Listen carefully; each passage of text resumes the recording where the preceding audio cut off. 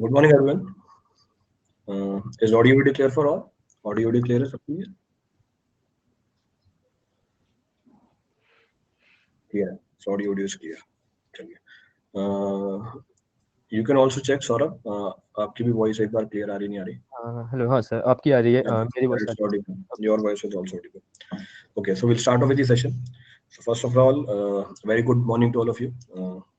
I hope you all are doing good. Today we have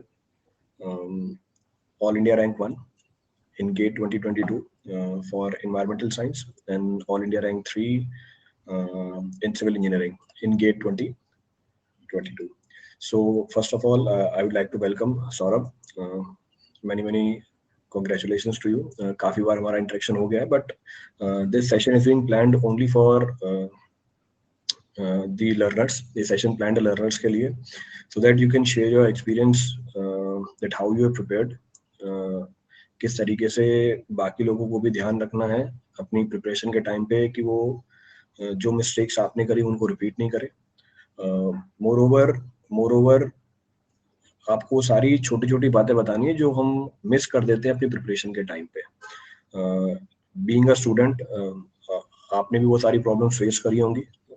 more over आप इन्हीं की generation से हो अभी, तो you can relate with them. अगर लेट सपोज मैं अगर कोई बात बताता हूँ तो वो हो सकता है 10 साल पुरानी हो. आज के टाइम पे काफी चीजें चेंज हो चुकी हुई है, पढ़ने का तरीका भी चेंज हो चुका है. So I think you will be in better position to guide the learners. आप अपने सारे एक्सपीरियंसेस को डिटेल तरीके से शेयर कर सकते हो इन सबके साथ.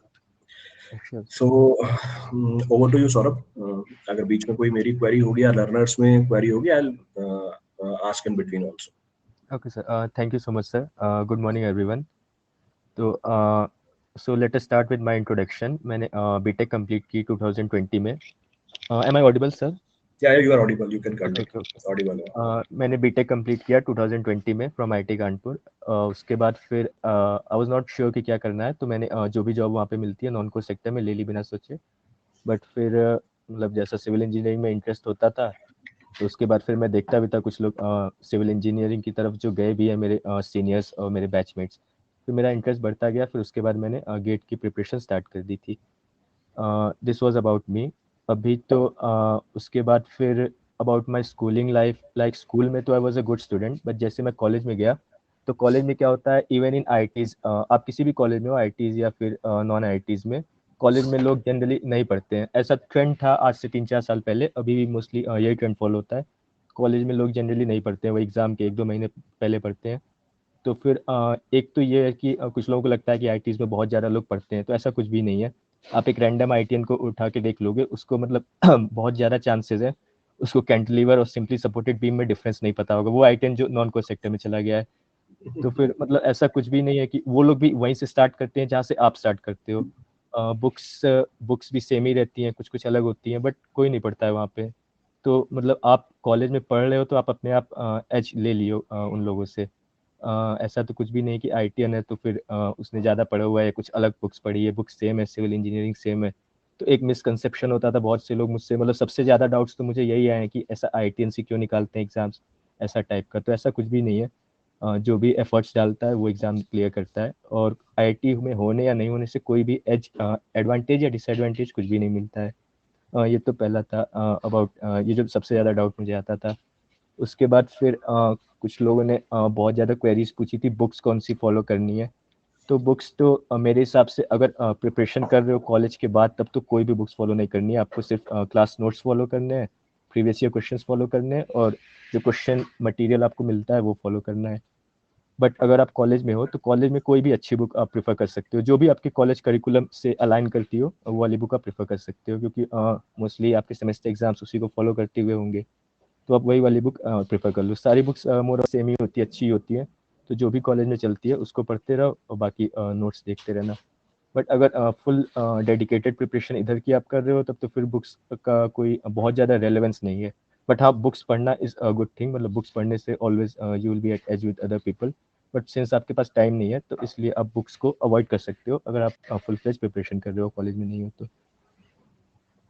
इसके अलावा सर अभी पढ़ना क्या है। लाइक एक चीज मैंने ऑब्जर्व की है कि आज से आपने 4 आपने कैसे पढ़ना स्टार्ट किया था, मतलब थ्रो द लाइट के, मतलब आपने कैसे तैयारी स्टार्ट की? लेट सपोज मैंने आज से तैयारी स्टार्ट करी, बहुत सारे लर्नर्स हैं जिन्होंने अभी भी पढ़ना स्टार्ट किया होगा, अभी अभी कोई बैच ज्वाइन किया होगा आपने, तो मतलब मैं कैसे स्टार्ट करूं? पहली चीज तो ये होती है कि पता ही नहीं होता कि वे कहाँ से स्टार्ट करें, कौन सा स्टडी मटेरियल उठाएं, कौन सा कोर्स पहले करें, कौन सा बाद में करें, तो कितने सब्जेक्ट लेके चले एक साथ, मतलब ये कॉमन सी चीजें होती है। तो लेट सपोज मैंने आज पढ़ना स्टार्ट किया, तो क्या अप्रोच रखूं मैं? क्योंकि अब तो आपको सारी अप्रोच ही पता है कि कैसे मेरे को पढ़ना है ताकि सीधा टारगेट पे जाके हिट करें हम। तो लेट सपोज मैंने आज प्रिपरेशन स्टार्ट करी, how I take it forward for the next 1 year? तो प्रिपरेशन स्टार्ट करने के लिए मैंने क्या किया था कि मैंने सॉम और फ्लूइड मैकेनिक्स से स्टार्ट किया था, क्योंकि ये दो सब्जेक्ट्स थोड़े से डिफिकल्ट सब्जेक्ट्स हैं और ये दोनों सब्जेक्ट बेसिक सब्जेक्ट्स हैं।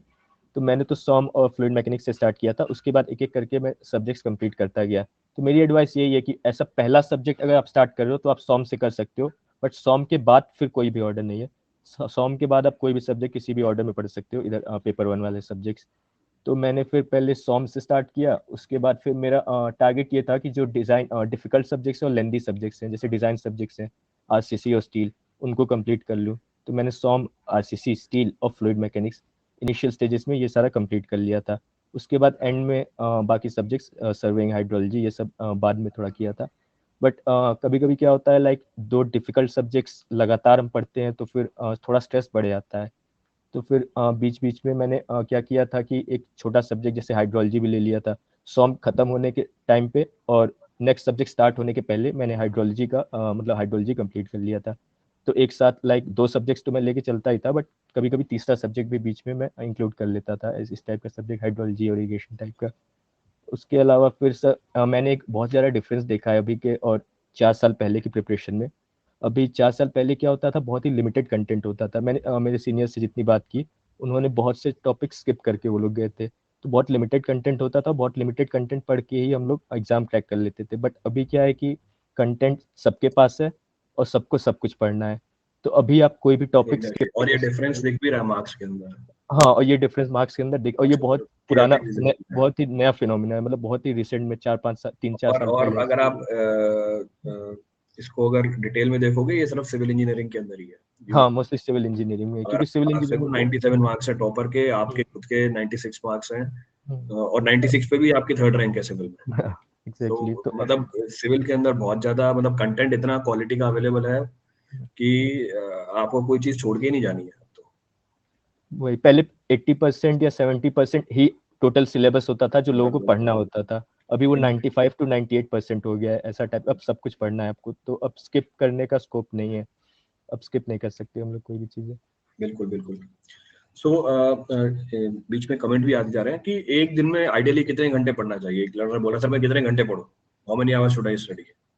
एक दिन में मेरा मानना है पहले तो आप प्लान कर लो अपनी क्लासेस को, थोड़ा सा शेड्यूल और प्लान कर लो। लाइक अगर आप मेरे हिसाब से अगर 2 लेक्चर्स अटेंड, अगर आप टोटल 6 घंटे दिन में अटेंड कर सकते हो क्लासेस, 6 to 7 आवर्स, उसके अलावा जो भी टाइम मिलता है आपको आपको वो पढ़ना ही है। कोई आज डिसाइड करके नहीं पढ़ना, जो भी एक्स्ट्रा टाइम मिलता है क्लासेस के बाद उसमें सिर्फ पढ़ना, खाना, सोना, यही काम है। तो आपको कोई आज का तो स्कोप ही नहीं है फिर, मतलब जितने भी आज है वो सारे आज पढ़ने ही है। उसके अलावा ओके कभी कभी आप ब्रेक ले सकते हो। ओके। काफी सारे लर्नर्स यहाँ पे कॉलेज गोइंग है, सेकेंड ईयर हम्म। थर्ड ईयर में है, सो दे आर आस्किंग कि वो कैसे मैनेज करें अपने कॉलेज के साथ अपनी तैयारी को। अगर कॉलेज गोइंग लर्नर्स हैं तो आपके पास सच में बहुत अच्छी अपॉर्चुनिटी है, क्योंकि जब मैं कॉलेज में था सेकेंड ईयर थर्ड ईयर में, मैं ऐसा कंटेंट ढूंढता था कि कहाँ से मुझे मिल जाए। तो यूट्यूब पे कुछ कुछ एक दो वीडियोस मिल जाते थे, बट नहीं ऐसा मिलता था। तो मेरी एडवाइस ये है, आपके कॉलेज में जो भी सब्जेक्ट चल रहा है बिल्कुल वही सब्जेक्ट आप लेके चलो, वही सब्जेक्ट की प्रिपरेशन करो, कोई भी दूसरा सब्जेक्ट नहीं। जो भी सेमेस्टर के साथ चल रहा है आप कोशिश करो कि आप सेमेस्टर एग्जाम्स में भी अच्छा परफॉर्म करो, और वो परफॉर्मेंस आप अच्छे से पढ़े रहोगे इधर तो वो रिफ्लेक्ट करेगा सेमेस्टर एग्जाम्स में भी, आगे के एग्जाम्स में भी। तो कोशिश करो कि जो भी सेमेस्टर में चल रहा है उसको लेके चलते रहो, वही सब्जेक्ट, एग्जैक्टली सेम सब्जेक्ट। उसके अलावा मैथ्स और एप्टीट्यूड आप लास्ट में कर सकते हो, बट मैथ्स आप स्टार्टिंग में कर लेना एक बार, और जो भी सब्जेक्ट सेमेस्टर में चल रहा है उसको लेके आगे बढ़ते हैं। ओके, ठीक है। एक लर्नर बोल रहा है कि लेक्चर्स के अलावा स्टैंडर्ड बुक को देखना मतलब चाहिए क्या हमें? लेक्चर्स के अलावा स्टैंडर्ड बुक देखने का कोई पर्पस तो नहीं है, बट अगर आपको कोई भी ऐसा डाउट होता है जो आप, वैसे तो आप लेक्चर्स को रिप्ले भी कर सकते हो, तब तो वो वाला स्कोप भी खत्म हो गया है कि डाउट हो तो फिर क्या करें। तो बट स्टैंडर्ड बुक्स रेफर कर सकते हो कोई स्पेसिफिक टॉपिक के लिए, जैसे कुछ डिज़ाइन एस्पेक्ट समझना है, बट ऐसे स्टैंडर्ड बुक्स का बहुत ज़्यादा पर्पस नहीं है इस एग्जामिनेशन में, तो नहीं है आई गेस। ओके, नेक्स्ट काफी लर्नर्स का ये है कि एक लर्नर बोल रहा है कि थर्ड AIR के आपका एम क्या है, आप PSU ज्वाइन करोगे इसके बाद, हाँ means whether you will be joining some PSU और नॉट? हाँ, अभी के लिए तो I will be joining some PSU, I will look for option, जो भी अच्छा PSU मुझे लगता है, जिसका वर्क प्रोफाइल अच्छा लगता है, I will be joining that PSU। उसके बाद के गोल्स मतलब मैं देखूंगा आगे क्या करना है। I will be giving ESC as well, ESC mains. PSU also इस बार भी दी होगी मेरे ख्याल से आपने। हाँ, इस बार आई हैव क्वालिफाइड प्रीलिम्स और मेंस देना है। ओके, अभी मेंस का दे रहे हैं, ठीक है। एक जना ये पूछ रहा है कि what is the ideal approach for cracking the get in first attempt? हाँ देखो, फर्स्ट अटेम्प्ट में नो, अगर आप कॉलेज में हो अभी, जिसने भी पूछा है, तो आपका ये सबसे पहले पर्पस होना चाहिए कि आपके सारे सब्जेक्ट्स कंप्लीट होने चाहिए। सारे सब्जेक्ट्स को आप कंप्लीट कर लो। गेट में जनरली लोग दो तरीके से अप्रोच करते हैं। कुछ लोगों का टारगेट IITs में MTech होता है, तो उनका टारगेट स्कोर ही होता है 60 to 70 मार्क्स। तो कुछ लोग का टारगेट PSU, तो उनका टारगेट स्कोर अराउंड, अब PSU में जाने के लिए 80 मार्क्स चाहिए ही चाहिए, पहले 75 पे ही हो जाता था, बट अब 80 मार्क्स चाहिए ही होते हैं। तो फिर अगर आपका टारगेट सिर्फ MTech करना है, तब आप कुछ सब्जेक्ट्स थोड़ा सा स्किप कर सकते हो, आपको बाकी सब्जेक्ट से आइडिया उतने मार्क्स मिल जाएंगे। बट अगर if you want a good rank, तो आप सारे सब्जेक्ट्स को बहुत ही डिटेल में कंप्लीट करना। और मेरी एडवाइस एक ये है कि कभी भी ESC और गेट की प्रिपरेशन को, ESC और गेट या किसी भी एग्जाम की प्रिपरेशन को अलग अलग मतलब डिवाइड नहीं करना, क्योंकि कभी भी ऐसा नहीं होता है कि आप थ्योरी कुछ पढ़े हुए हो और वो आपके काम नहीं आएगी। क्योंकि जब भी एक ट्रिकी न्यूमेरिकल आएगा गेट में, जो कि हर साल आता है, हर साल गेट में मतलब 5 से 6 ट्रिकी न्यूमेरिकल्स तो होते ही होते हैं, वो तभी क्रैक होंगे जब आपकी थियोरिटिकल नॉलेज बहुत ज़्यादा स्ट्रांग है। तो थ्योरी पे मतलब बहुत ज़्यादा फोकस करना थ्योरी पे, उसके बाद फिर क्वेश्चन सॉल्विंग पे भी बहुत ज़्यादा फोकस करना।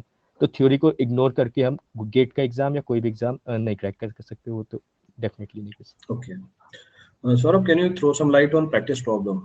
One of the learner is asking about practice problem कि practice problem एक तो कब प्रैक्टिस करें और क्या सोर्स होना चाहिए उनका। जैसे काफी अभी कल परसों लर्नर पूछा था ESC की किताब बता दो कोई।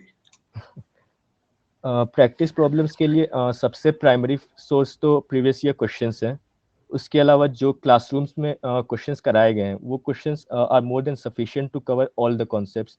तो आपको ये करना है कि क्लासरूम में जितने भी क्वेश्चंस कराए गए एग्जाम्पल्स, वो कन्वेंशनल टाइप के हो या ऑब्जेक्टिव टाइप के हो, वो सारे क्वेश्चंस आपको आने चाहिए। कोई भी क्वेश्चन इसलिए नहीं स्किप करना है कि वो लेंदी क्वेश्चन है, वो कन्वेंशनल टाइप का हो सकता है, क्योंकि एक कन्वेंशनल क्वेश्चन में हमारे 4-5 ऑब्जेक्टिव्स बहुत इजीली क्लियर हो जाते हैं।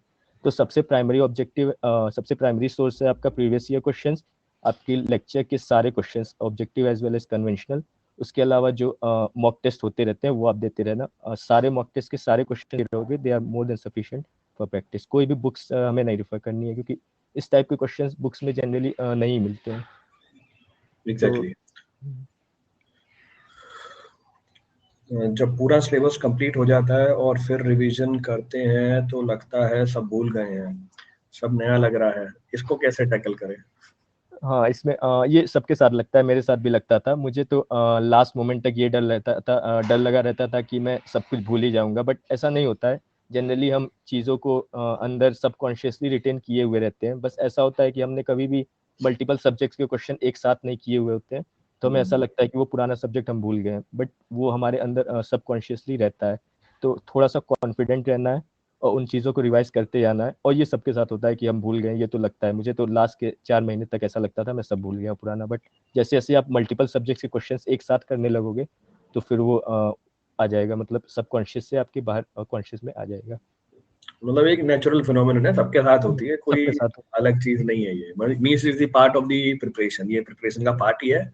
अगर डर लग रहा है इसका मतलब तैयारी कर रहे हो, हाँ, डर डर लग नहीं रहा लग है रहा है तो इसका तो तैयारी तैयारी कर ही नहीं रहा है। हाँ, जैसे अब आपके माइंड में कोई चीज कंसर्न कब करती है, जब आप उसके बारे में सोच रहे होते हो। तो अगर मैंने पढ़ाई नहीं है तो मेरे दिमाग में थॉट ही नहीं आएगा कि मैं सवाल नहीं कर पाऊंगा, क्योंकि पता ही है पढ़ाई नहीं है। बट अगर आपने पढ़ रखा है तो ये फेयर आ जाता है, क्या पता मैं वहां उसको रिकॉल कर नहीं पाऊँ। तो अगर ये फेयर है आपके माइंड में, it means you are preparing for your examination. Next है how much month before the GATE exam our syllabus should be completed? कितने महीने पहले हमारा सिलेबस कंप्लीट हो जाना चाहिए? आइडियली तो 1.5-2 महीने पहले कंप्लीट करना चाहिए, बट ऐसा प्रैक्टिकली ऐसा होता है कि कुछ ना कुछ टॉपिक्स रह ही जाते हैं, जैसे रेलवे, हाईवे, रेलवे, एयरपोर्ट, कुछ ना कुछ टॉपिक्स रह ही जाते हैं। बट आपको कोशिश ये कर, मेरा ऐसा था कि मेरा 2 महीने पहले मेजर टॉपिक सारे कंप्लीट हो गए थे, तो कुछ माइनर टॉपिक्स रहे हुए थे, वो मैं धीरे दिन में थोड़ा सा वो पढ़ता था, बाकी टेस्ट सीरीज लगाता था और क्वेश्चंस करता था। तो ideally 80 to 90% of the syllabus 2 महीने पहले कंप्लीट हो जाना चाहिए। उसके बाद अगर कुछ टॉपिक्स रह रहे हैं तो वो आप लास्ट के 2 महीने में धीरे धीरे कर सकते हैं। लास्ट के 2 महीने में प्राइमरी फोकस रिवीजन और क्वेश्चन प्रैक्टिस होना चाहिए। ओके, रिपुंजय कह रहे हैं कि आपके शॉर्ट नोट शेयर कर दो। रिपुंजय, मैंने इनके शॉर्ट नोट शेयर किए मैं ग्रुप पे, काफी पहले ही कर दिए थे, लास्ट मंथ ही कर दिए थे, ग्रुप पे अवेलेबल। वो वाले शॉर्ट नोट्स के कलर्ड वर्जन भी है, वो शेयर कर दूंगा, वो वाले ब्लैक एंड व्हाइट वर्जन है। ठीक है, तो short notes are available, pin किया हुआ है मैंने मैसेज, वो वहां से आप देख सकते हैं सारे शॉर्ट नोट्स। नेक्स्ट क्या है, बीएमसी का बताइए सर कैसे करें। बेटा बीएमसी तो एक सवाल आता है गेट के अंदर, अगर गेट की बात करोगे only one problem is there, और वो भी बहुत बेसिक सवाल आता है। बीएमसी में हाँ, गेट में तो एक क्वेश्चन आता है जो बहुत बेसिक होता है, जो सबसे हो जाता है, और ईएससी के लिए बीएमसी इज वेरी इंपॉर्टेंट, क्योंकि जब आप ईएससी प्रीलिम्स का एग्जाम देने बैठोगे तो बीएमसी ऐसा सब्जेक्ट होगा जिसमें आप सिर्फ 5 से 6 मिनट में मतलब उसके सारे क्वेश्चन स्कोर कर लोगे। 1-2 गलत होंगे, बाकी सब सही हो जाएंगे, तो बीएमसी को रिवाइज करते रहना।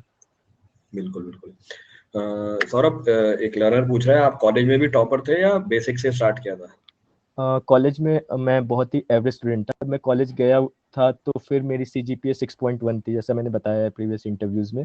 और फिर पढ़ते हम लोग बहुत ज़्यादा पढ़ते भी नहीं थे, जैसा मैंने बताया ITs में कोई भी नहीं पढ़ता है, बीटेक में स्पेशली।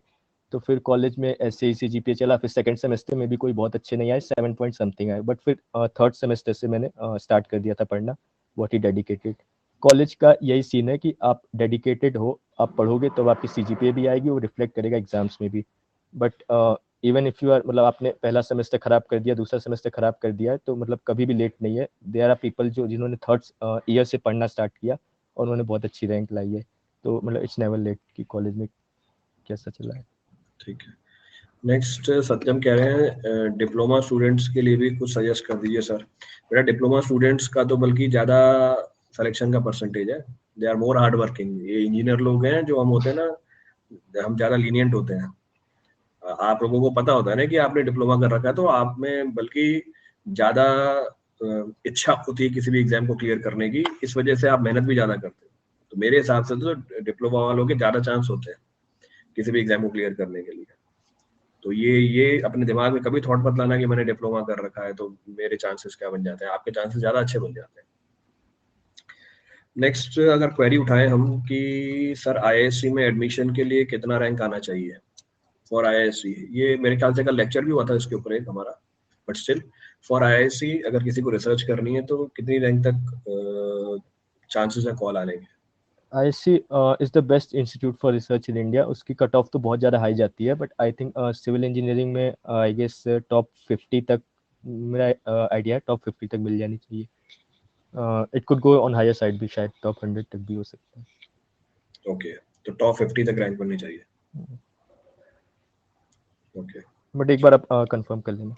ओके, नहीं कल इसके ऊपर सेशन हुआ है पूरा कि हर कॉलेज की कट ऑफ भी बताई हुई है, for every college cut off is also being discussed, और पीएसयू की कट ऑफ भी बताई हुई है, so you can see that lecture.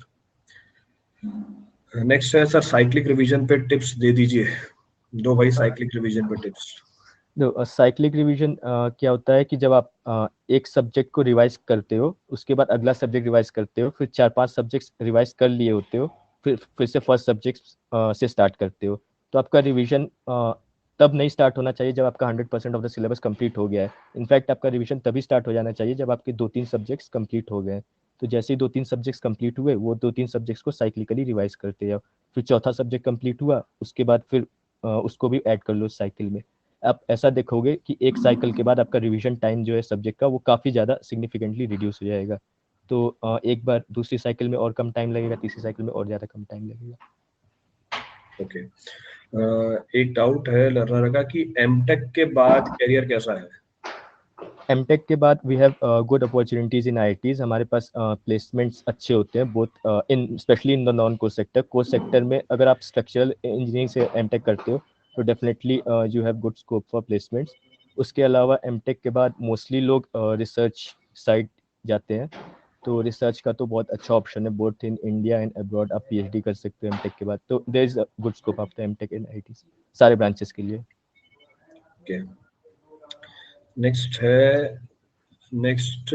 One of the learner is asking about accuracy. ये भी बहुत बड़ा कंसर्न होता है लर्नर्स का कि एक्यूरेसी को कैसे मेंटेन करके रखें, क्योंकि कई बार ऐसा होता है कि हमें पता होता है कि एक टॉपिक हमें आता है, पर जब सवाल करने बैठते हैं गलती हो जाती है उसके अंदर। हाँ, ये प्रॉब्लम मेरे साथ आती थी काफ़ी ज़्यादा। जब मैंने टेस्ट सीरीज स्टार्ट की थी और पहला टेस्ट दिया था, तो लाइक उसमें 65 क्वेश्चंस होते हैं, तो ऐसा था मुझे 65 में 63 64 आते थे। बट फिर मैंने टेस्ट सीरीज अटेम्प्ट किया और जल्दी जल्दी मैंने 2-2.5 घंटे में ख़त्म किया। फिर मार्क्स देखा तो वो सिर्फ 65 मार्क्स ही थे। मतलब एटलीस्ट 10 to 15 क्वेश्चंस मैंने वो गलत कर दिए जो मुझे आते थे। तो एक्यूरेसी इंप्रूव करने का तरीका यही है कि आप जितने ज़्यादा टेस्ट सीरीज दोगे और जितने ज़्यादा आपको मिस्टेक्स पता चलेंगी आपने मिस्टेक्स की क्या है, तो आप नेक्स्ट टाइम वो मिस्टेक्स को कम कर सकते हो। तो एक्यूरेसी इंक्रीज करने का सबसे यही बेस्ट तरीका यही है कि आप अपनी मिस्टेक्स को एनालाइज करो। क्या होता है, जब हम नॉर्मली क्वेश्चंस को प्रैक्टिस कर रहे होते हैं तो हम भूल जाते हैं हमने मिस्टेक्स की क्या है, बट जब टेस्ट सीरीज में वो क्वेश्चंस करते हैं तो हमें दिख जाता है ये क्वेश्चन हमने गलत किया है, तो मोस्ट लाइकली नेक्स्ट टाइम वो क्वेश्चन हम गलत नहीं करेंगे। तो give more and more test. Okay, next Aditi पूछ रहे हैं कि सर रिवीजन करते समय मॉक दें या पहले रिवीजन कर लें फिर बाद में मॉक दें? मतलब इट डिपेंड्स आइडियली ऑन कितने, ये भी अच्छा सवाल है, आइडियली कितने कोचिंग के मॉक करना जरूरी है? इट डिपेंड्स ऑन यू कि आप रिवीजन के टाइम मॉक दे रहे हो या रिवीजन के बाद मॉक दे रहे हो। बट जो फुल लेंथ टेस्ट है वो आप पूरा सिलेबस कंप्लीट होने 80-90% सिलेबस कंप्लीट होने के बाद ही स्टार्ट करना। और सब्जेक्ट वाइज टेस्ट आप कभी भी दे सकते हो। और कितने कोचिंग के मॉक ज्वाइन करने चाहिए, जितने ज़्यादा टेस्ट आप दे सकते हो। आप अनअकैडमी के सारे टेस्ट मोस्टली कंप्लीट नहीं कर पाओगे, इतने ज़्यादा टेस्ट होते हैं। तो आप कोशिश करो नंबर ऑफ टेस्ट पे फोकस करो, कितने नंबर ऑफ टेस्ट देना है। Okay, next one of the learner is asking sir मैंने अप्रैल में शुरू की है प्रिपरेशन, तो क्या मुझे लाइव क्लास करनी चाहिए या रिकॉर्डेड? बेटा ये आपके पर्सनल चॉइस के ऊपर डिपेंड करता है ना। अप्रैल में अगर प्रिपेयर करना स्टार्ट किया तो टाइम तो खूब है आपके पास, आइडियल टाइम है। 8 से लेकर 10 महीने में आपका सिलेबस कंप्लीट हो जाता है। So if you started preparing for GATE examination from April, 2 subject उठा के चलो पैरेलली, तो मेरे हिसाब तक दिसंबर तक वाइंड अप कर लोगे आप। Till December you will wind up everything. But still आपको बीच में लगता है कि पेस बढ़ाना है आपको, तो रिकॉर्डेड लेक्चर्स हैं अवेलेबल आपके पास। यू हैव रिकॉर्डेड लेक्चर्स और मोस्टली कोशिश करना। Live classes mostly more beneficial than recorded, but अगर आपके पास टाइम कम है तो आप रिकॉर्डेड देखते हो। मैंने रिकॉर्डेड ही मोस्टली देखा था अभी बहुत। इनको अगर अप्रैल में किया तो आप लाइव देख सकते हो जाएगा, कोई बड़ा इशू नहीं है। पर बीच में अगर आपको लगता है कि स्पीड कम पड़ रही है, then in that case you can go for recorded sessions. चलिए, next one of the learner is asking कि जब रिवीजन करते हैं तो क्या हमें न्यूमेरिकल को भी ऐड करना है क्या? मतलब आधो को तो यही नहीं पता होता कि रिवीजन किसका करूं मैं, नोट्स करूं, वो रिवीजन में भी सवाल कर रहे होते हैं या पीछे क्वेश्चंस प्रैक्टिस कर रहे होते हैं। रिवीजन किस चीज का करना है? मैं जब रिवीजन करता था तो सबसे पहले मैं थ्योरी को पढ़ता था, नोट्स की थ्योरी को। उसके बाद फिर मैं क्वेश्चंस करता था। मेरे हिसाब से जब आप रिवीजन कर रहे हो, पहला दूसरा साइकिल कर रहे हो, तो आप क्वेश्चंस भी आपको करने चाहिए, क्योंकि क्वेश्चंस के थ्रू रिवीजन बेटर होता है। उससे आपको मोस्टली पता चलता है क्या कॉन्सेप्ट्स आप भूल गए हो, क्या कॉन्सेप्ट्स आप अप्लाई नहीं कर पा रहे हो। तो रिवीजन का मतलब आपको थ्योरी, क्वेश्चंस, एग्जाम्पल्स, सारी चीज़ों का रिवीजन करना है। और कोई भी चीज़ को कभी भी कम इम्पोर्टेंट या ज़्यादा इम्पोर्टेंट नहीं समझना चाहिए मेरे हिसाब से। देर आर पीपल जो कुछ चीज़ों को ज़्यादा इंपॉर्टेंट बोलते हैं, कुछ चीज़ों को कम इंपॉर्टेंट बोलते हैं। बट आपने देख लिया होगा गेट में कभी भी कहीं से भी कुछ भी क्वेश्चन आता है, तो सारी चीज़ें इंपॉर्टेंट हैं सिविल इंजीनियरिंग। तो रिवीजन के टाइम आपको सारी चीज़ों का रिवीजन करना है mostly. Okay, again one of the learner is asking sir job के साथ कैसे प्रिपेयर करें? सेम जैसे आप कॉलेज में प्रिपेयर करते हैं वैसे जॉब के साथ भी प्रिपेयर करना है। But whatever is your condition, your aim should be on your studies, कि जितना भी टाइम आप मैनेज कर पा रहे हो, जब भी मैनेज कर पा रहे हो, आपको अपना फुल्ली कंसंट्रेशन के साथ अपना टॉपिक प्रिपेयर करना है। क्योंकि सबकी सिचुएशन अलग होती है, सबके जॉब एक जैसे नहीं होते, सबके कॉलेजेस एक जैसे नहीं होते, सबकी ब्रांच एक जैसे नहीं होंगी, सबका गाइड एक जैसा नहीं होगा। तो ये एक बहुत सब्जेक्टिव चीज है। एक चीज जो सबके लिए कॉमन है कि आपको अपना सिलेबस कंप्लीट करना है, that you have to manage. आपको देखना पड़ेगा आप आपकी सिचुएशन में लूप होल कहाँ पर है, कैसे आप उसमें टाइम निकाल के अपनी तैयारी करो।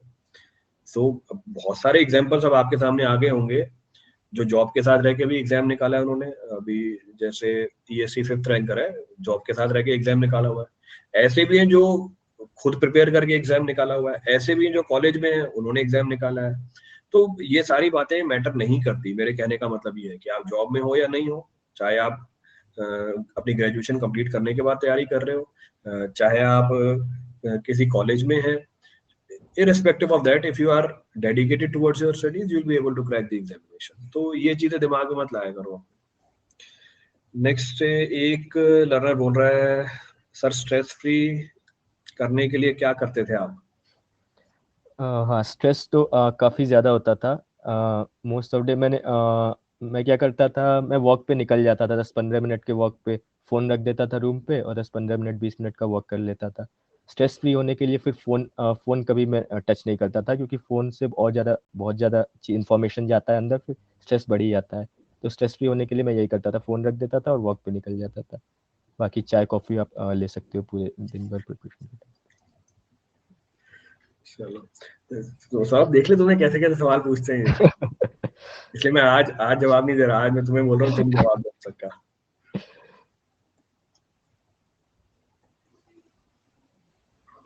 I don't like to write down the notes. I feel it is consuming more time since I am also preparing the job. Could it affect my preparation? No, मैं भी नहीं लिखता था। मैं भी कोई नोट्स लिखता था अपनी तैयारी के टाइम पे, जो नोट्स बने होते थे उन्हीं को पढ़ लेता था बस। एग्जैक्टली मैंने भी मोस्ट ऑफ द सब्जेक्ट्स में नोट्स नहीं बनाए थे। मतलब नोट्स है आपके पास तो फिर प्रैक्टिस करो कि एग्जांपल्स जो दिए हुए वो तो आपको खुद से करने ही करने हैं, जो क्वेश्चन एस्पेक्ट है वो खुद से करने ही है। बाकी मैंने भी नोट्स कम ही सब्जेक्ट्स के बनाए थे। ओके ओके, नेक्स्ट है रिवीजन का टाइम कैसे निकालें? भैया टाइम तो अवेलेबल है ही ना आपके पास, आप रिवीजन पहले करो, बाकी चीजें बाद में करो। आप ही बस प्रायोरिटी नहीं दे रहे हो रिवीजन को, दिक्कत तो ये ना, रिवीजन का टाइम तो है, जैसे बाकी चीजों में टाइम दे रहे हो आप, रिवीजन में भी टाइम दो। तो ये थोड़ी होता है कि रिवीजन के लिए टाइम नहीं मिलता, आपको टाइम निकालना पड़ेगा उसके लिए। You have to give priority to the revision, और वो ही सबसे इंपॉर्टेंट चीज है। नेक्स्ट सर, प्रिपरेशन के टाइम पेशेंस कैसे रखें? How to give the patience, how to be confident? देखो कॉन्फिडेंट तो मैं भी नहीं था, बहुत से लोग नहीं रहते हैं, बट जैसे जैसे आपकी प्रिपरेशन बढ़ती आएगी और प्रिपरेशन अगर सही डायरेक्शन में बढ़ रही है तो कॉन्फिडेंस खुद ही आता जाएगा। लास्ट के 2-3 महीने में आप कॉन्फिडेंट हो जाओगे, खुद ही हो जाओगे। उसके अलावा पेशेंस कैसे रखे, आपका टारगेट एक है, वही टारगेट आपको फॉलो करना है। उसके अलावा आपके पास कोई डिस्ट्रैक्शंस नहीं होने चाहिए। तो ऑटोमेटिकली जब एक ही काम है प्रिपरेशन करना है तो फिर वही करते रहोगे आप। Okay, next one of the learner is asking, sir जो हैंड रिटन नोट्स है उसका प्रिंट कराएं कि नोट्स बनाएं? आप देखो ये भी डाउट है इसको, जो आपने हैंड रिटन नोट्स दिए हैं उसका मैं प्रिंट कराऊं कि नहीं, जैसे नोट्स हैं वैसे के वैसे ही पढ़ूं? मतलब ये पढ़ने से भी क्या है, नंबर चेंज हो जाते हैं प्रिंट आउट निकालने से, और नोट्स हम वैसे ही पढ़े तो। वो डिपेंड करता है आपके पास कितना टाइम है और कौन सा सब्जेक्ट है। आपके पास टाइम कम है तो आप नोट्स नहीं भी बना सकते हो, उसी हैंड रिटन नोट्स में अंडरलाइन करते रहो चीज़ें प्रिंट आउट करवा के, और थोड़ा थोड़ा उसमें लिखते रहो। ऐसा भी नहीं करना है कि वो नोट्स उठा के सिर्फ सर का लेक्चर ही सुनना है। जब सर बोल रहे हैं कुछ कुछ इंपॉर्टेंट पॉइंट्स को नोट डाउन करते रहना एक रफ कॉपी लेके, अगर उस नोट्स का यूज़ कर रहे हो तो क्वेश्चन उस कॉपी में करते रहना। ओके, एक डाउट और भी है कि जो थ्योरी वाले सब्जेक्ट होते हैं हमारे, उनमें थोड़ी टेंडेंसी या प्रोबेबिलिटी ज्यादा होती है कि हम चीजों को भूल जाए। रीजन बीइंग उसमें डाटा बहुत ज्यादा होता है, जैसे बीएमसी है, बहुत सारी स्टैंडर्ड चीजें होती हैं उसके अंदर, बहुत सारी वैल्यूज होती हैं जिनको हमें याद रखना पड़ता है। तो उनको कब प्रिपेयर करें? मतलब अपनी जब हम जर्नी स्टार्ट कर रहे हैं, आज से अगर मैंने तैयारी स्टार्ट करी, मैं शुरू में बीएमसी कर लूं, या फिर जब मेरी प्रिपरेशन कंप्लीट होने वाली है मैं तब करूं बीएमसी, ताकि वो चीजें फ्रेश रहे? इसमें मैंने बीएमसी काफ़ी स्टार्ट में एक बार कर लिया था, क्योंकि मुझे ऐसा लगता था कि बीएमसी अगर एंड में करूँगा तो फिर मैं रिवाइज़ नहीं कर पाऊँगा, फिर वो एक ही बार रह जाएगा बीएमसी। तो मैंने एक बार तो स्टार्ट में कर लिया था बीएमसी, उसके बाद एंड में फिर से रिवाइज़ किया था। तो बीएमसी और 1-2 जो और थ्योरेटिकल टॉपिक्स है उसका मेरे हिसाब से तो यही है कि जब आपकी प्रिपरेशन चल रही है बीच-बीच में टाइम निकाल के आप वो करते रहो, क्योंकि एंड में उसको छोड़ने से काफ़ी ज़्यादा ओवरबर्डन हो जाएगा। तो एक बार कर लो, उसके बाद लास्ट में उसका रिवीजन कर लो बहुत अच्छे से, वो मोस्ट ऑफ द चीज़ें रिटेन याद आ जाएंगी। तो बीच में स्टार्टिंग में एक बार कर लो, लास्ट के लिए मतलब ऐसे छोड़ना नहीं, लास्ट में ये कर लेंगे ऐसा टाइप का। ओके, एक और बहुत ही कॉमन डाउट है, अनुजा ने पूछा है कि नॉन टेक्स्ट सब्जेक्ट की तैयारी कब स्टार्ट करें? कॉमन चीज है, ऑलमोस्ट हर क्लास में कोई ना कोई पूछ ही लेता है ये। नॉन टेक सब्जेक्ट्स गेट में मोस्टली लोग जनरली छोड़ देते हैं लास्ट के लिए, बट मेरी एडवाइस है लास्ट के लिए नहीं छोड़ना, क्योंकि लास्ट में आपका प्राइम फोकस टेक्निकल पे ही होना चाहिए। तो नॉन टेक सब्जेक्ट्स आप प्रिपरेशन के स्टार्ट में और प्रिपरेशन के बीच में ही, जैसा बीएमसी का बताया वैसा ही बीच में करते रहो, क्योंकि जब आप 2 टेक्निकल सब्जेक्ट्स ले रहे हो तो आप साथ में एक नॉन टेक्निकल सब्जेक्ट भी ले सकते हो। तो मेरे हिसाब से वो ऐसा करो कि जब लास्ट के 2 महीने में पूरा सिलेबस कंप्लीट हो रहा है तो उसमें नॉन टेक भी कंप्लीट हो जाए, क्योंकि ये स्ट्रेटेजी कि नॉन टेक को लास्ट के 2-3 महीने में करेंगे, ये आई गेस मतलब ये आपके टेक्निकल पार्ट को बहुत ज़्यादा वीक कर देगा। तो आप नॉन टेक को साथ में लेके चलते रहो। ओके, नेक्स्ट प्रॉब्लम है, मनीष पूछ रहे हैं सर, जैसे कि आपने बताया कि रिवीजन इंपॉर्टेंट है पर कभी कभी छूट जाता है तो फिर उसका पूरा कवर करना थोड़ा मुश्किल होता है। मनीष कैसे छूट जाता है, मेरे को ये मैक्सिमम लोग यही चीज पूछते हैं कि भैया रिवीजन का टाइम नहीं मिलता, रिवीजन छूट जाती है, कैसे छूट जाती है? मेरे को इस बात को समझने के लिए मैं एक एग्जांपल लेता हूँ। लेट सपोज ये मैंने डे वाइज लिख दी है, इसको मतलब मैं ये चीज समझना चाहता हूँ कि आपकी रिवीजन कैसे छूटी। ये मेरा डे 2 है रिवीजन प्रिपरेशन का, डे 3 है और आगे चलता जा रहा है। लेट सपोज 365 डे आ गया मेरा, 1 साल की मेरी तैयारी है। ये बस पहला दिन ही जब मैंने प्रिपरेशन स्टार्ट करी, जब मैंने नया कंटेंट पढ़ा, I have read new content, क्योंकि पहले दिन पढ़ रहा हूं मैं, आई एम अ फ्रेशर। दूसरे दिन जब मैं पढ़ने बैठा, पहले जो मैं बोलता हूँ मतलब मेरे हिसाब से पहला 20% जो टाइम है आपका वो आपके रिवीजन में जाएगा। The first 20% of the time will go in your revision, कि पहले मैं रिवीजन करके खत्म कर दूंगा उसे, क्योंकि जब मेरा रिवीजन हो गया इसके बाद चांसेस है कि जितना टाइम आपने सोचा पढ़ने के लिए उतना टाइम नहीं दे पाए, घर में कोई गेस्ट आ गए, आपका कोई और काम आ गया और आप नहीं पढ़ पाए। मेरी रिवीजन तो हो गई ना उस समय की। लेट सपोज एक दिन ऐसा भी आया है जिस दिन मैं कुछ भी नहीं पढ़ पाया, ठीक है, इस दिन कुछ भी नहीं पढ़ा, ना रिवीजन हुआ ना नया टॉपिक पढ़ा, पर जब मैं चौथे दिन वापस गया, मैं पढ़ने बैठा, पहले तो मैं रिवीजन ही कर रहा हूँ ना, तो 20% रिवीजन टाइम दूंगा मैं पहले। तो रिवीजन कैसे छूट रही है, रिवीजन का टाइम कैसे नहीं मिल रहा, जरा इस चीज में मेरे को एक्सप्लेन करो। इसलिए मैंने वैल्यूज भी लिख दी है यहाँ पे कि पहले दिन नया कंटेंट पढ़ा, दूसरे दिन मैंने 20% पहला टाइम रिवीजन के लिए दिया, तीसरे दिन मैं पढ़ा ही नहीं कुछ, ऐसा हो सकता है। चौथे दिन पढ़ा पर पढ़ने का पहला 20% टाइम रिवीजन के लिए दिया और आगे मैंने न्यू टॉपिक पढ़ा। सो न्यू टॉपिक, ये मेरा नया टॉपिक पढ़ा। पर हम क्या करते हैं, यहाँ पर भी नया टॉपिक पढ़ा, आगे रिवीजन हुई नहीं, तीसरे दिन तो मैंने पढ़ा ही नहीं, चौथे दिन भी नया टॉपिक पढ़ा, रिवीजन हुई नहीं, और ये कहानी पूरे साल चलती रहती है। तो भैया आप रिवीजन को प्रायोरिटी नहीं देते, फिर ये बहाना बनाते हो कि यार रिवीजन का टाइम नहीं मिल रहा। हर रोज कोई ना कोई बहाना मिल जाएगा आपका। तो भैया जब मैं पहले रिवीजन कर रहा हूँ तो रिवीजन का टाइम मिला ना आपको, भले ही नया टॉपिक छूट जाए कोई फर्क नहीं पड़ता, उससे कोई फर्क नहीं पड़ेगा। एक दिन में एक सब्जेक्ट पढ़े कि सारे, अरे एक दिन में सारे सब्जेक्ट कैसे पढ़ लोगे? How you will study? एक दिन में एक सब्जेक्ट पूरा नहीं पढ़ पाता कोई, सारे सब्जेक्ट कैसे पढ़ लोगे पूरे? तो ये रिवीजन वाला जो है, ये केस मुझे समझ में नहीं आता। You yourself are not giving priority to the revision, और वो चीज छूट गई, सारे सब्जेक्ट भूल जाओगे आप, इनफैक्ट भूल ही गए होगे, पता भी होगा अभी तक तो। स्टार्टिंग से जो पढ़ा है वो डेली नहीं हो पाता, क्यों नहीं हो पाता? पहला रिवीजन का टाइम दे रहा हूँ ना, डेली क्यों नहीं हो पाता? क्योंकि कर नहीं रहे हो आप। फिर से अभी दीक्षित ने क्या बोला, अभी भी कमेंट कर रहा है कि अगर हो नहीं पाता, वो हो तो पाता है, आप करते नहीं हो। पहला जो टाइम दोगे आप रिवीजन को दो ना, देखो अपने आप होता है नहीं होता। मेरे को अगर 20 मिनट भी मिल रहे हैं रोज पढ़ने के, मैं पहले रिवीजन करूंगा, भले नया टॉपिक छोड़ दूं, स्किप द न्यू टॉपिक, कोई फर्क नहीं पड़ता उससे। एक बार करो तो सही इस चीज को, रिवीजन करते नहीं फिर बोलोगे सर रिवीजन का टाइम नहीं मिलेगा। नेक्स्ट अगर हम एक डाउट उठाएं, I am a first year student for chemical engineering for first semester, then what to do this time? Enjoy your college life. First semester में आप कॉलेज मस्ती करो, इस वाले सेमेस्टर में भी, अगले सेमेस्टर में भी, तीसरे सेमेस्टर में पढ़ना चालू करना। अभी तो 12th पास करके आए हो, अभी क्या करोगे? अभी एक दिन में 2 सब्जेक्ट प्रिपेयर करना ठीक रहेगा? हाँ बिल्कुल, 2 सब्जेक्ट प्रिपेयर कर सकते हो, एक कोर सब्जेक्ट उठा लो और एक उसके साथ पैरेलली कोई लाइट सब्जेक्ट उठा लो, ताकि बैलेंस बना रहे। दोनों भारी सब्जेक्ट उठाओगे नहीं कोप अप कर पाओगे, इसके साथ खुद ही फ्रस्ट्रेट हो जाओगे, चीजें अगर समझ में नहीं आएंगी तो। एक लर्नर कंटिन्यूअसली एक डाउट पूछ रहा है, what will be the strategy for full length notes? Full length notes और फुल लेंथ टेस्ट की, फुल लेंथ टेस्ट की स्ट्रेटजी क्या है, कब दें full length test? Full length test last के जब 2 महीने बचेंगे गेट एग्जाम के पहले, या फिर अगर आपने सिलेबस थोड़ा सा पहले कंप्लीट कर लिया है तो 3 महीने पहले आप फुल लेंथ टेस्ट स्टार्ट कर देना। और फुल लेंथ टेस्ट कोशिश करना कि 10 से 12 फुल लेंथ टेस्ट दे दो। और फुल लेंथ टेस्ट में आपका बहुत अच्छा एनालिसिस हो जाएगा, और मोस्ट लाइकली ये होगा कि आपके फर्स्ट टेस्ट से सेकंड टेस्ट में इंप्रूवमेंट आपको खुद ही दिखेगा, फिर थर्ड टेस्ट में और ज़्यादा मार्क्स आएंगे अगर आप सेम मिस्टेक्स को रिपीट नहीं कर रहे हो तो। तो फुल लेंथ टेस्ट लास्ट के 3 महीने पहले देना, उस टाइम तक आपका सारा रिवीजन ऑलमोस्ट हो चुका रहेगा। और ये डरना बिल्कुल नहीं है कि मैं तो अभी 4 सब्जेक्ट्स रिवाइज कर लिया हूँ, 2 बच्चे हुए हैं, तो टेस्ट कैसे दे दूँ। इससे हम प्रोक्रेस्टिनेट करते जाएंगे टेस्ट को और फिर कभी स्टार्ट ही नहीं करेंगे। तो आपके जितने भी हो गए रिवीजन, 10 सब्जेक्ट में से 8 हो गए, 7 हो गए, आप टेस्ट देना स्टार्ट करो, क्योंकि कुछ सब्जेक्ट्स तो क्वेश्चंस के थ्रू ही रिवाइज हो जाएंगे। तो बिल्कुल ये नहीं सोचना है कि जब पूरा 100% रिवाइज कर लूंगा तभी स्टार्ट करूंगा, फिर गेट एग्जाम में आ जाएगा। तो आप स्टार्ट कर देना 2.5 महीने पहले। Okay, one of the learner is asking कि मिनिमम कितना टाइम लग जाता है गेट की प्रिपरेशन करने के लिए, how many months are required minimum?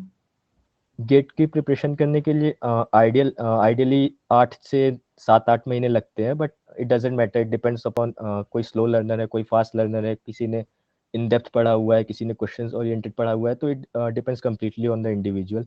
आप अपना प्लान बना लो, आपको एक सब्जेक्ट करने में कितना टाइम लग रहा है उस प्लान कर लो। वैसे जनरली 7-8 महीने लगते हैं। तो 7 to 8 months are sufficient for the preparation. अगर आप एक एवरेज स्टूडेंट भी हो और 7 से 8 महीने डेडिकेटेडली पढ़ लिया आपने, तो एक अच्छी रैंक ला सकते हैं। और भले ही चाहे साथ में कुछ भी कर रहे हो, ये मत बोलना कि मैं कॉलेज में है या हम जॉब कर रहे हैं। ये तो आ गया अगला कमेंट, मेरे बोलने से पहले ही आ गया, बल्कि एक साथ आ गया कि सर अगर सैम के साथ कर रहे हैं तो, ये मैंने पहले ही बोल दिया, साथ में चाहे कुछ भी कर रहे हो वो चीज मैटर नहीं करती है। फुल ईयर खुद को मोटिवेट कैसे रखें, कभी कभी डिमोटिवेट हो जाते हैं। आपको कोई दूसरा आदमी आपको मोटिवेट नहीं कर सकता है, मतलब कोई भी दूसरा तीसरा आदमी आपको मोटिवेट नहीं कर सकता। आप खुद ही खुद को मोटिवेट रख सकते हो, तो खुद से ही पूछो क्या करना है। वैसे मैं कुछ भी बोल दूंगा, उसमें मोटिवेशन एस्पेक्ट से, मतलब मोटिवेशन आपको नहीं मिलेगा किसी और पर्सन से, वो आपके अंदर आपके गोल से ही मिलेगा। तो आप खुद ही डेडिकेटेड रहना। और यही मोटिवेशन का तो मुझे कोई आइडिया नहीं है ज़्यादा। ओके, नहीं मोटिवेशन का तो होता भी नहीं है कोई इशू, वो खुद ही के दिमाग में थॉट्स आते रहते हैं, यार मैं डिमोटिवेट हो गया, अब मेरे को मोटिवेशन चाहिए। तो अगर आपको मोटिवेशन ही चाहिए फिर तो ये आप हर स्टेज पे करते रहोगे ये चीज। तो आपको तो इस तरीके से अपने आप को बिल्डअप करना है कि you yourself are sufficient to get yourself motivated, कि आप खुद ही को मोटिवेट कर दो। जैसे मेरा टाइम वेस्ट हो, मेरी सिचुएशन तो ऐसी कि मेरा अगर 5 मिनट ही वेस्ट हो जाता है, मेरे को मैं ही बोल देता हूँ कि भैया ये टाइम क्यों वेस्ट कर रहा है, तेरे तो इतने सारे काम पेंडिंग है। तो अगर आप प्रिपरेशन कर रहे हो तो आपके ऊपर तो इतना प्रेशर है सिलेबस कंप्लीट करने का, तो 5 मिनट भी अगर आप टाइम वेस्ट कर रहे हो डिमोटिवेट होके, आपके अंदर से खुद ही आवाज आनी चाहिए, भैया ये तो मेरा टाइम वेस्ट हो रहा है, इसके अंदर पढ़ाई पे लग जाओ। तो वो खुद ही एक मोटिवेशन होती है, भैया टाइम वेस्ट हो रहा है, मेरे को तो सिलेबस कंप्लीट करना है अपना। तो इसके लिए किसी में और को थोड़ी बुलाता हूँ कि अगर मेरे 5 मिनट वेस्ट हो गए मैं किसी और को बुलाता हूँ, भाई मेरे 5 मिनट वेस्ट हो गए, मेरे को मोटिवेट कर, मैं अपना काम करूँ। वो तो आपकी रिस्पॉन्सिबिलिटी है ना उसे कंप्लीट करना। Most important subject for ESC, सबका वेटेज सेम है। ईएससी में कोई हाई वेटेज लो वेटेज के टॉपिक नहीं है, सारे इक्वल वेटेज के टॉपिक्स हैं। गेट में जो हाई वेटेज टॉपिक्स हैं वो मैंने डिस्कस कर रखे। एक बार आप भी बता सकते हैं सौरभ, आपके पेपर में किन टॉपिक्स का वेटेज ज्यादा आया था अभी 2021 के अंदर? 2021 में 2 टॉपिक्स ऐसे थे, मतलब जो बहुत ज़्यादा हाई वेटेज थे, सॉइल मैकेनिक्स और इन्वायरमेंटल इंजीनियरिंग। इनसे 11 और 10, मतलब 21 या 22 क्वेश्चंस इन 2 टॉपिक से ही आए हुए थे। उसके अलावा ट्रांसपोर्टेशन इज इम्पोर्टेंट, सर्वेइंग से इजी क्वेश्चंस आते हैं और 2-3 आ जाते हैं, छोटा सब्जेक्ट टाइप का है, that is important, maths aptitude. तो इन्वायरमेंटल, जियो टेक्निकल, ट्रांसपोर्टेशन और बाकी सॉम वगैरह से तो आते ही रहते हैं। इस बार इन्वायरमेंटल और जियो टेक्निकल्स का वेटेज काफी ज्यादा था, और जनरली होता भी है इन्वायरमेंटल और जियो टेक्निकल। एनवायरमेंट जियोटेक का तो वेटेज ज्यादा, जियोटेक का तो रहता ही 15% के आसपास रहती है जियोटेक की। सो 5 या 6 टॉपिक हैं जिनका वेटेज ज्यादा है, एनवायरमेंट है, जियोटेक है, एफएम आ जाती है, सॉम आ जाती है और सर्वे। इसके बाद मैथमेटिक्स और एप्टी तो आई है। नेक्स्ट, सब कहते हैं सिविल बहुत टफ ब्रांच है, आपका क्या कहना है इस पे? सिविल इंजीनियरिंग सबसे, मतलब one of the easiest branch है इंजीनियरिंग में। हमारे पास ना बहुत ज्यादा टिपिकल मैथ्स होती है, सिर्फ अभी डिफरेंशियल दूसरे इक्वेशंस। दूसरे देखे नहीं है ना, अभी से दूसरी ब्रांचें नहीं देखी ना, इसलिए ऐसा बोल रहे हैं। तो सिविल इंजीनियरिंग काफी इजी ब्रांच है इंजीनियरिंग पॉइंट ऑफ व्यू से। ऐसा कोई भी मुश्किल चीज नहीं है हमारे सिलेबस में, मुश्किल चीजें तो है ही नहीं कोई, नई स्ट्रक्चर में, नई एफएम में, किसी भी टॉपिक में ऐसी कोई भी चीज नहीं है जिसमें बहुत ही हाई लेवल की मैथमेटिक्स इन्वॉल्व हो। बीटेक में तो कुछ भी मुश्किल नहीं और है। अगर इनफैक्ट होता भी है, लेट अस सपोज सिविल बहुत टफ ब्रांच है, पर कर तो रहे हैं बाकी लोग। अगर टफ ब्रांच है तो इतने ज्यादा नंबर कैसे आ रहे हैं? भाई तुम्हारे पास रेट आएगा, टफ ब्रांच है, मान लेते हैं टफ ब्रांच है, तो इतने नंबर कैसे आ रहे हैं बच्चों के? पॉसिबल ही नहीं है। अगर टफ ब्रांच होती तो नंबर ही नहीं आते, कट ऑफ ही नहीं होती इतनी। इतना ज्यादा सिलेबस है तब भी कवर कर लेते हैं। सिलेबस मैक्सिमम है, सारी ब्रांचों को सिलेबस उठा लो, सबसे सिलेबस ज्यादा, चेक कर लो, सिविल का सिलेबस कितना है। सिलेबस एंडलेस है, हर बार ऐसे सवाल मिल जाएंगे, पता नहीं कहाँ से उठा के ले आते हैं। इसका प्रैक्टिकल एग्जांपल देता हूं मैं। जितना कंटेंट मैंने करा रखा है उतना तो वैसे नहीं मिलेगा आपको। मैं ही कम से कम 20% फैक्टर ऑफ सेफ्टी लेके चलता हूँ। इस बार मैंने स्ट्रेंथ ऑफ मटेरियल कराया था। स्ट्रेंथ ऑफ मटेरियल में स्प्रिंग के अंदर मैंने ओपन कॉइल्ड स्प्रिंग छोड़ दी थी। ये मैंने सोचा था कि यार यहाँ तक तो वो पहुंचेगा ही नहीं। मतलब इतनी फैक्टर ऑफ सेफ्टी लेने के बाद मैंने ये एनालिसिस करी थी कि यार ओपन कॉइल्ड स्प्रिंग तक तो ये पहुंचेगा नहीं, एसी वाले इतना तो नहीं जाएंगे। बट कोइंसिडेंटली 2021 में ओपन कॉइल्ड स्प्रिंग का भी सवाल दे दिया उसने। अभी जो हुआ पेपर उसमें 22 के अंदर ओपन कॉइल्ड स्प्रिंग का भी सवाल दिया उसने। मतलब they will not leave a single topic, एक टॉपिक नहीं छोड़ेंगे वो। तो सिलेबस इतना ज्यादा है, उसके बाद भी स्कोर कर रहे हैं, तो फिर मुश्किल कहाँ से हुई? और अगर दूसरी ब्रांच अगर हमारी मुश्किल है, हमारी मुश्किल नहीं है, तो दूसरी ब्रांच भी लोग कर रहे हैं, वो भी तो पढ़ ही रहे हैं। कहने का मतलब ये कि इंसान के लिए कुछ भी मुश्किल नहीं है, वो बस आपके दिमाग की बात है। बाकी ब्रांचों में भी लोग हैं, हमारी ब्रांचों में भी लोग हैं। Next, students say that in chemical engineering have very low placement. Then how to get a good placement for GATE exam? What say? बेटा गेट एग्जाम से और भी तो अपॉर्चुनिटीज हैं। गेट सिर्फ किसी जॉब को सिक्योर करने के लिए थोड़ी ना है, गेट से आप हायर स्टडीज भी कर सकते हो। और जो केमिकल इंजीनियरिंग के स्टूडेंट है, जरूरी नहीं है they are restricted to chemical engineering. जैसे एग्जांपल सिविल को जरूरी नहीं जॉब सिविल फील्ड में मिलती है। जो आप ये प्लेसमेंट का रिकॉर्ड देखते हो उसमें बस प्लेसमेंट बताई जाती है। वो कभी ये नहीं बताएंगे कि कोर सेक्टर में कितनों का प्लेस हुआ। 70 से 80% लोग तो प्लेस होते हैं नॉन कोर सेक्टर के अंदर। तो इंजीनियरिंग की ब्रांच मैटर नहीं कर जाती, वो आपका कॉलेज मैटर कर जाता है वहां पे। तो अगर आप केमिकल इंजीनियर भी हो, अच्छे कॉलेज से पढ़ रहे हो, नॉन कोर सेक्टर में आप जा सकते हो, can go for non core sector. Sir सभी सब्जेक्ट के हैंड रिटन नोट्स बन सकती है 8 महीने के अंदर? बिल्कुल बन सकते हैं, कोई इशू नहीं है, there is no issue. So I think most of the queries are discuss. मैंने आप लोगों के सवाल उठा के पूछे हैं सौरभ से। अभी भी अगर कोई नई चीज पूछनी है, क्योंकि अब रिपीटेड चीजें आ रही हैं, still you have something in your mind which you have to ask, वो आखिरी के 4-5 क्वेश्चन आप पूछ सकते हो सौरभ से। Then we'll wind up. I score 30 marks in third year, what should be the strategy? Prepare करो। अभी 30 मार्क्स इन थर्ड ईयर है, इसका मतलब अभी बेसिक लेवल ही है। इसको आपको भी बहुत इंक्रीज करना है, you have to increase it.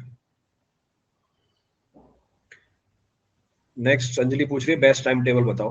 बेटा अगर बेस्ट टाइम टेबल बता दिया तो सबके हो जाएगा वो बेस्ट टाइम टेबल, तो फिर सब उसको देख लेंगे, फिर सब उसको फॉलो करेंगे, फिर नंबर सबके बराबर आएंगे, फिर तो सिलेक्शन सब भी नहीं होगा। ज्यादा नंबर लाने पड़ते हैं ना उसके लिए। तो बेस्ट टाइम टेबल ओपनली मत पूछो तुम, तो क्योंकि मैंने कोई टाइम टेबल बना भी नहीं बेस्ट रखा टाइम था। टेबल बताना है उनको। बेस्ट टाइम टेबल क्या है?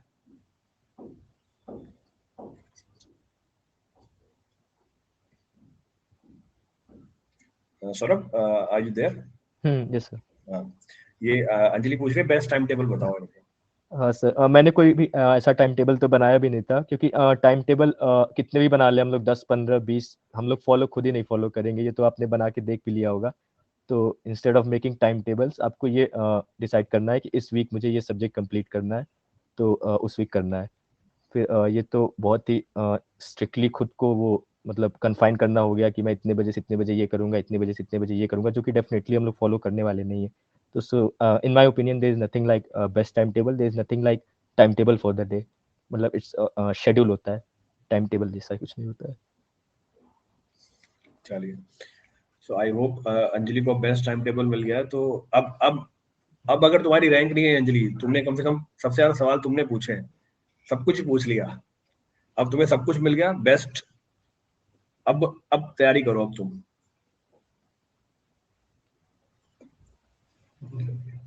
सो एनी अदर क्वेरी?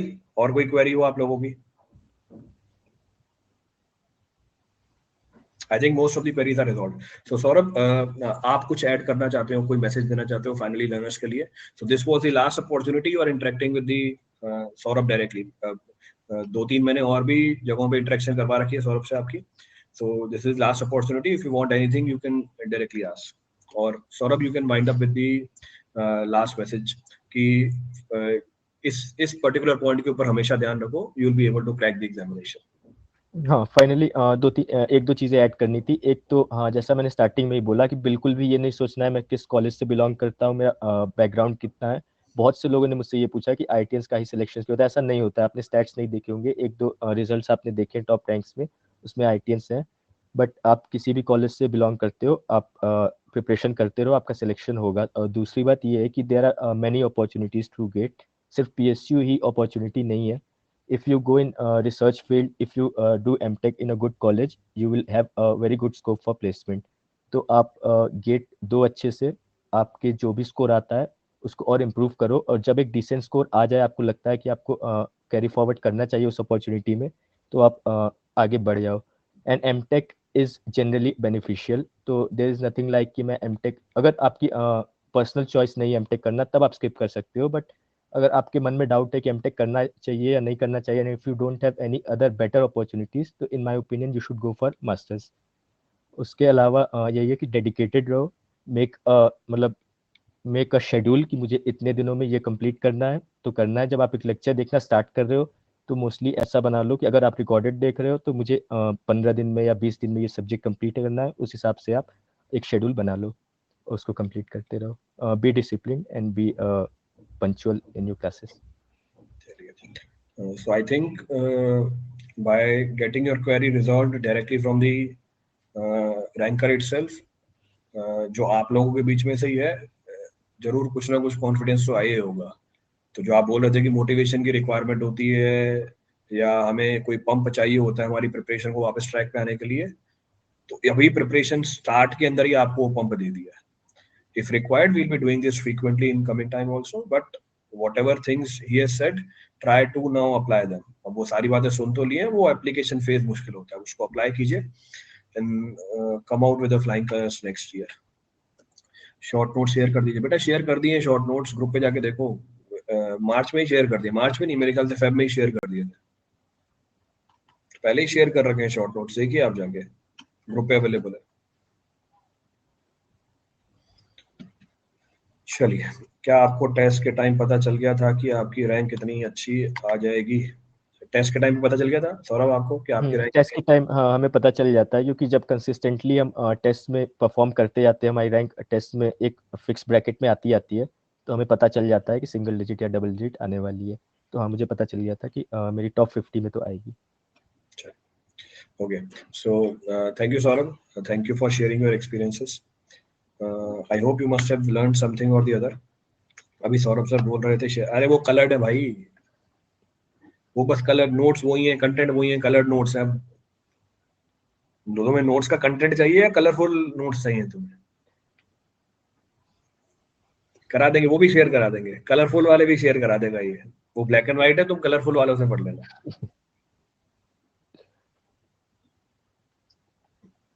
चलो, thank you Saurabh. Thank you so much, sir. It was nice interacting with all the learners. Thank you. Thank you everyone.